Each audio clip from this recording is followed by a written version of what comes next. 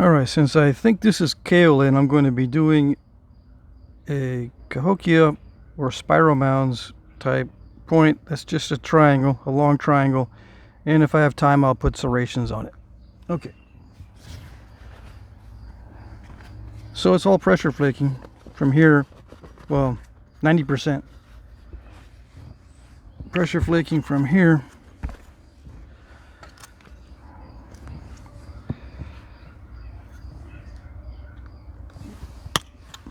I'm going to use the copper pressure flaker.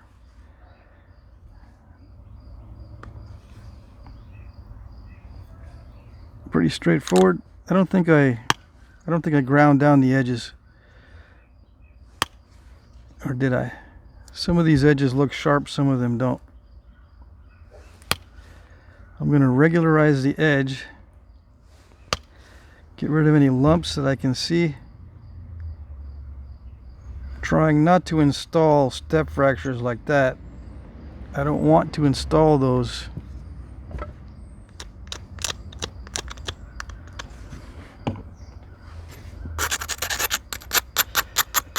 That was probably because the edge was not ground.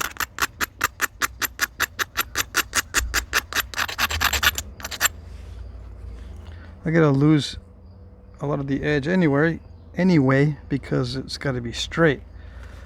But it's best not to do it at all as far as step fracturing. So much more pleasant if I don't have to do damage control at this stage, because it could cause a tip snap or some other things that don't usually happen at an earlier stage. You know, I tend to say it doesn't really matter at this stage if I gotta do damage control or if it's not perfectly done as far as the flaking.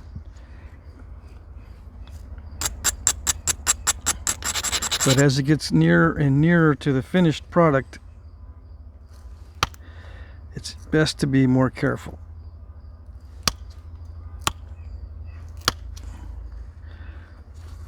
Some of you guys are careful throughout the whole process, which is perfectly fine.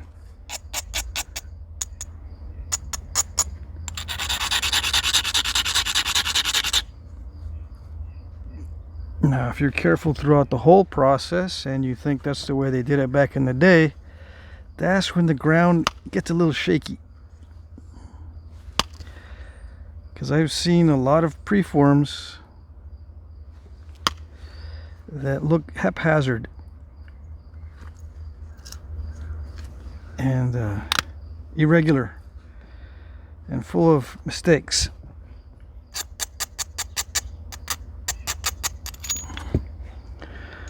Now, if they didn't have those haphazard flakings and mistakes, would they look like finished bifaces and not classified as preforms? That's a good question. I'm glad you thought of it. Or did I think of it? Yeah, how do you know it's a... If they made it really nice as far as a preform, beautiful preform with beautifully prepared edges and beautiful flaking, would you know it was a preform?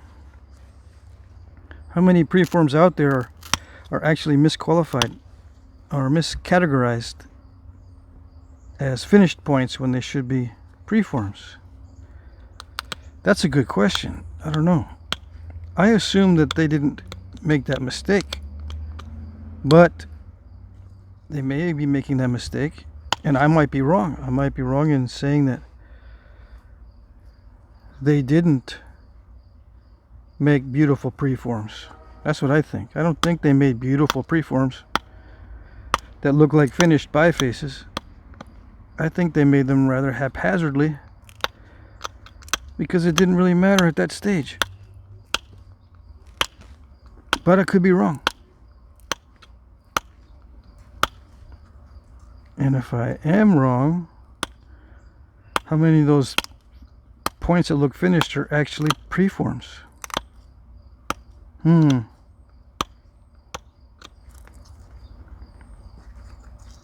I don't know.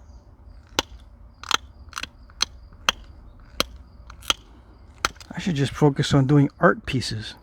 Huh. Don't worry about how they used to do it. I shouldn't worry about how they used to do it.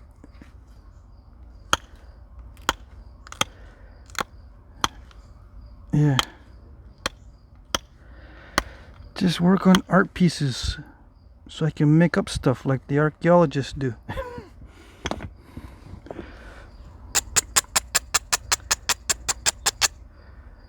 Make up a bunch of stuff.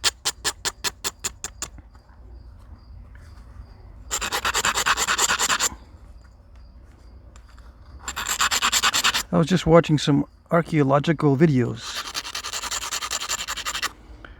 Let me think here.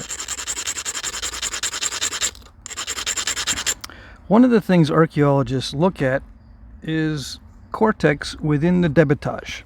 All right, I'm using some terms some of you might not know if you're just now tuning in. Cortex is the outside of the nodule. Nodule is a piece of rock. Okay. This is a nodule. It's a broken nodule, and it has this white stuff on the outside, which is cortex. C-O-R-T-X, not Gore-Tex, G-O-R. C-O-R. Okay. So they're thinking if they see a lot of cortex within the debitage, debitage is the flakes that are waste, that are just sitting there on the ground or in a trash pile. If they see a lot of cortex in the debitage, they're thinking that that stone was gathered locally. And if they don't see a lot of cortex in the debitage, that stone was gathered further away. And from that, they can infer migration or movement patterns, or deduce, or surmise, draw some assumptions, right? I was thinking about that yesterday or the day before, and I'm thinking to myself, you know, what about the skinning flakes? What are skinning flakes? Well, on a lot of pieces, see how this has got like a different coloration in the middle? A skinning flake takes flakes from the surface, but deep flakes, to capture the material just under the cortex. Skin off the outside and use that material just under the cortex to about maybe a 1/4 inch depth for your projectile points, because that's the best quality stuff. As you get toward the center of the nodule, it's not that great in many cases, so you skin off and leave the middle of the nodule on the ground, and you take the skinning flakes home with you. And home could be many hundreds of miles away, because what you're doing is you want to capture what's just under the cortex. So either they're ignoring skinning flakes, or they don't know what skinning flakes are, or it's not that good of a reason. Yeah, okay, skinning flakes, but it's not really that good of a reason to refute the theory. That's what I'm thinking anyway, right? Because why would they come up with a theory like that when it can be so easily debunked by skinning flakes? Maybe they don't know that a lot of the greatest material is just under the cortex. And of course, you've got to capture a little bit of it with you when you take the spalls, because you want to just barely remove this cortex. Just barely remove it, or sometimes you even leave it a little bit on there because it doesn't matter. And that material can travel many, many miles. It's not just locally, because it's really good stuff. Now, I don't know about other stones in other areas of the country, but Texas is like that. The material just under the cortex. So I was wondering to myself, how prevalent is that idea? How many archaeologists are actually under that impression that the more cortex you see in the debitage piles, the closer that source is to the encampment or to the site where you see a lot of debitage? I wonder. Now, of course, it is true in many cases. Why is it true in many cases? Because there are local sources in many cases, regardless of how they bring it home. They can bring it home from a close quarry, fully decortized, where all the cortex removed from the local quarry, or they can bring it back with cortex. The determining factor is whether the material just under the cortex is good or not. Not how far you need to carry it. Nobody wants to carry any kind of weight, any kind of distance. If you're carrying something a long distance, it's really difficult if it's heavy, right? The secret is, you don't travel that many miles per day. Yeah. Okay? Don't travel that many miles with it. Travel with it like you were traveling to a local camp. You know, maybe 10 miles a day and stop. All right, that's good enough for today. Just like your local quarry might be 10 miles away or less. Maybe the flint knappers are only walking 5 miles a day with their packs of stones from many, many miles in their journey. Do they know how many miles a day they like to travel? Or they just assume the most miles possible? I don't know. And if they're using pack animals like dogs or whatever,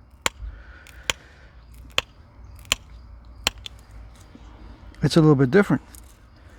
And if they stash their stuff so they can use the dogs to collect the stashes in winter, they can cross rivers and large areas on sleds very quickly in winter. So they're not really carrying the stones themselves.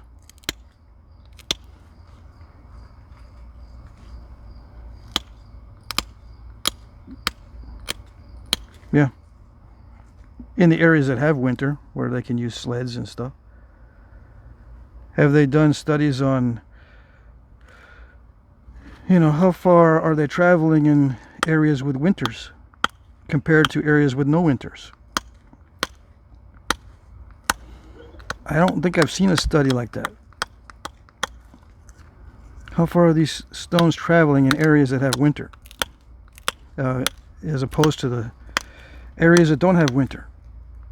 And also, how far are they traveling in areas that have navigable rivers or coastlines compared to areas that don't have navigable rivers or coastlines? Of course, it's probably a lot more complex than that because, people that live in the area have their little techniques. They can do both. They can follow a coastline, then follow a river, and then cross over into territory that has lots of trails that are easy to navigate, and then go back to rivers. They can have their little rafts or dugouts or things stashed here and there. You don't have to have fancy canoes. You can just have a flat piece of wood, a trunk split out, and it's just a big flat piece of wood that you're using for a raft.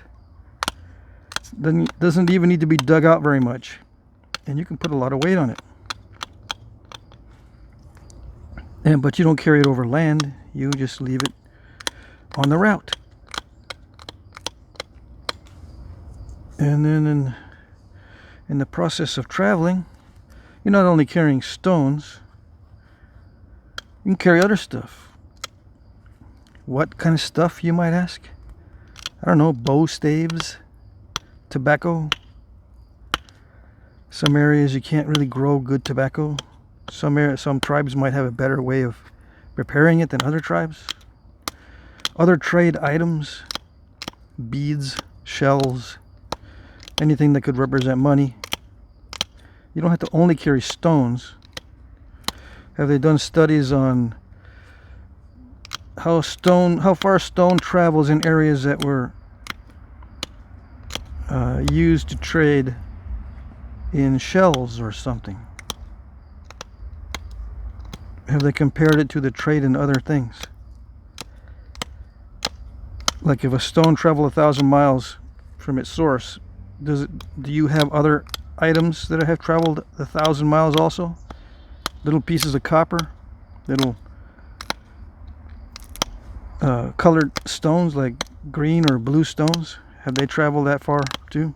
Little gemstone type things, turquoise, or maybe plant material that resembles tobacco or is tobacco. I don't know. I haven't really seen many studies like that, because those are obviously very difficult to do. But I have a feeling that they traded in not only one thing at a time, but in batches. You got some, money, some blades, some skinning flakes of raw material. Got a bunch of stuff in there all mixed together. A bow stave or two. Maybe you're using a bow stave to help transport your stuff, like a stretcher, using bow staves.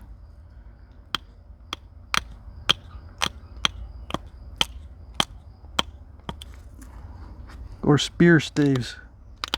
Spears were more common than bows for a longer period. Oh yes, right alongside bows, the Indians were using spears. So I would imagine the trade in spear staves was just as robust as a trade in bow staves, if it was a bow stave period of time, which is relatively recent.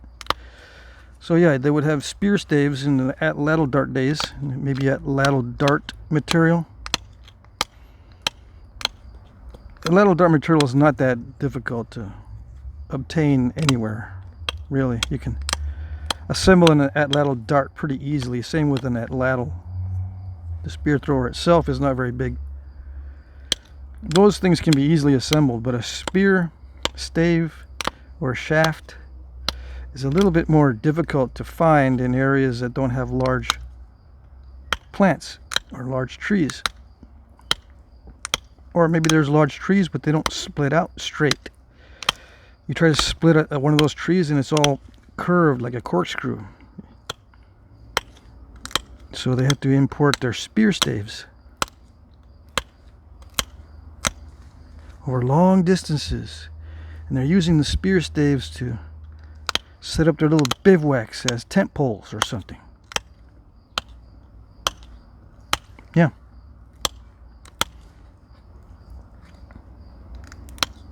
All that stuff.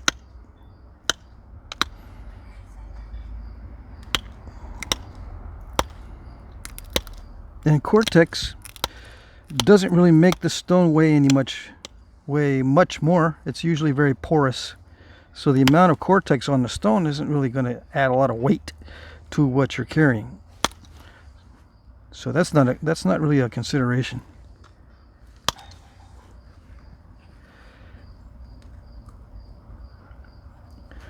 You don't have to worry too much about the weight of the cortex. You might say, well, the cortex weighs a lot, so you don't want to carry it for long distances. Well, it doesn't weigh a lot, and also it protects the surface of the stone. Have you thought of that? Protects the surface somewhat. If you drop it and it has cortex, the impact is absorbed by the cortex. Right? Well, yeah, but blah, blah, blah, blah. We're going to go with the expert opinion, which is fine. I mean, they are experts. I'm not doubting that, but sometimes they forget. That's what I'm thinking. And then with the habit of citing sources and regurgitating this stuff, it just gets proliferated throughout the entire community. And then until someone finally says, you know, I think we're ignoring this and this and this, and this is the exception, and it's kind of debunked. Yeah, okay. Yeah, but the debunking and the criticism doesn't spread very fast. In fact, it fades over time. It's been shown that criticisms fade over time. So you're left with the same original opinion. The original hypothesis pops up again because everyone forgot about the exceptions or the debunking, because it fades. It's not in the forefront. So yeah, I see stuff rearing its ugly head all the time, over and over. Like what? Oh gosh.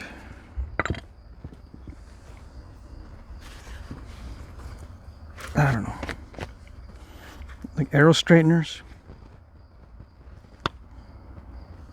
Anything with a slot in it that has any resemblance to an arrow straightener is automatically an arrow straightener. It's nothing else. Yeah, what else could it be? It's got a slot in the stone. It's a stone with a slot in it. That means it's an arrow straightener or an arrow polisher or something to do with arrows. That's it. Oh gosh. I don't think so, dudes. And it can be debunked just by doing some experimental archaeology. And you know that, yes, some of the arrow straightener things will do the job, but some of them are not really built for straightening arrows. They're either too smooth or too flat.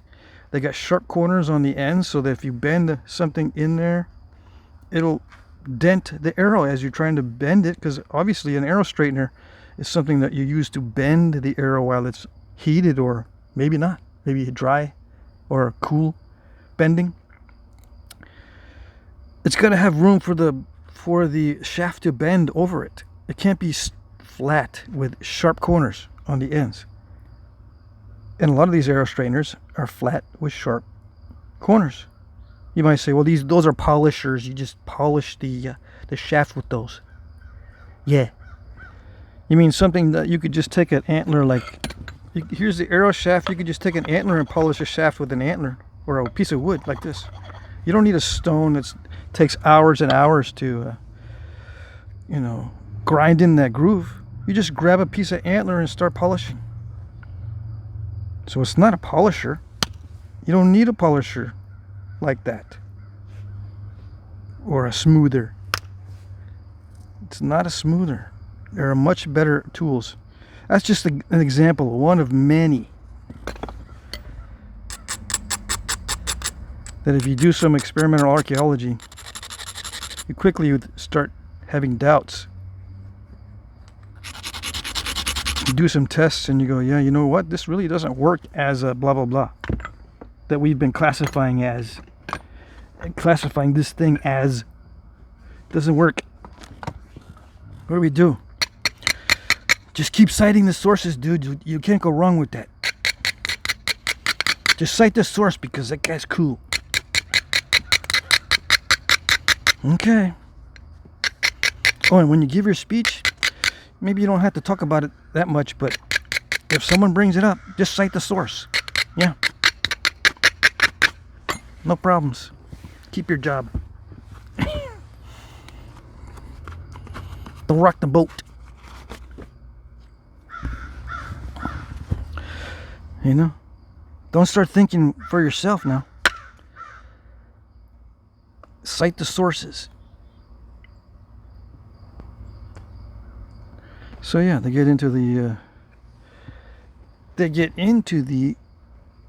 authoritarian mindset where you have to defer to the authority on the subject. And that's it. And it becomes a habit. Yeah. I see it all the time. It's not a bad thing because, you know, you're trying to do your best. It just doesn't work.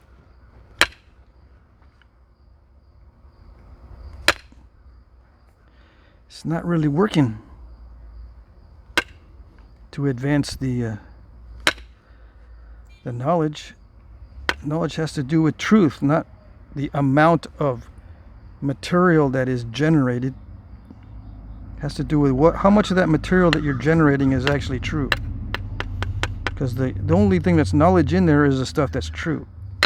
Everything else is conjecture or fantasy. Not knowledge. Unless you consider the knowledge of the fantasies as knowledge. Yeah, it's knowledge because we know what they're thinking and we know what they hypothesized. We have knowledge of the hypotheses. Yeah, you have knowledge of the hypotheses, but do you know which ones are right? Do you even know which ones have the highest probability of being correct?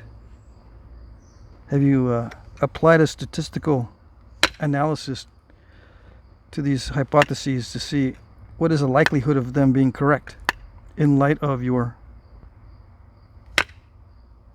assumptions? How many assumptions are you relying on? The more assumptions you rely on, the greater the chance that one of those assumptions is not correct. And it could be a very important assumption that collapses the whole theory. But no one thinks about that because all the sources are from highly reputable people. Yeah. How do you get to be a highly reputable person? Well, you got to be someone that cited the sources before you. Yeah. So it becomes circular, so to speak. Kind of a circular type thing.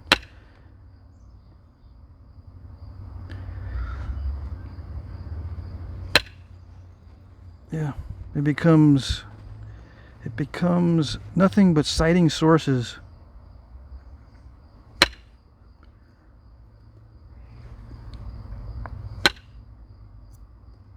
All right. So yeah, experimental archaeology should be the only type of archaeology. Everything should be experimental. That way you can actually call it a science. In my opinion, in my humble opinion, in my blah blah blah explanations and all that, in my opinion, in order to call archaeology a science, it's got to be experimental. No other archaeology is actually a science. It's all conjecture, because they're not really being tested. These conjectures are being proposed by so-called reputable people who are citing other people and not really being challenged. Science challenges and criticizes. It doesn't support and or generate consensus. It has to be challenging everything. And if it can't be challenged, then it's really not useful in the scientific method. The scientific method is only useful if it can be applied. So if it can't be applied to something, then it's not useful for science. So why are you including it? If it can't be tested, why are you including it in the science?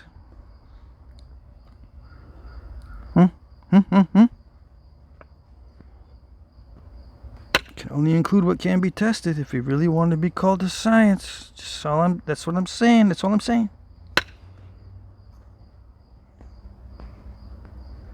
All I'm rambling because this is all just painstaking, persnickety pressure and light percussion. I probably took a little bit too much off, but I'm trying to thin it down. I did a pass on this side. I'm going to regularize it and do another pass on the other side and call it good. Yeah, but I gotta wait for the next segment. I thought there was a crack in the tip here. See, there's a dark line. I thought that might have been a crack, but it's just a dark line. No big deal. It's going to be a little bit wavy near the tip, but oh well. I might be able to remove some of that lump there on the pass on this side. You know, I gotta remove some areas here. On this side, I need to remove that. I didn't right now because hitting on the tip or pressuring on the tip right now is not a good idea. I gotta sharpen my pressure flaker. I don't have a sharp one to use instead of this one, so I gotta sharpen this one. I gotta make more pressure flakers. Anyway, I'm gonna take this off. I gotta remove this lump on this side. The rest of it looks okay. There is a lump there with something there, step fracture, and there's a little lump there. So yeah, I'll work on those on the next pass. This side is not really that flat. I see a lump right here. Let's see. Maybe a little step fracture. I might be able to send in another percussion flake in here to flatten it, but I think it's good enough. All right. Next segment.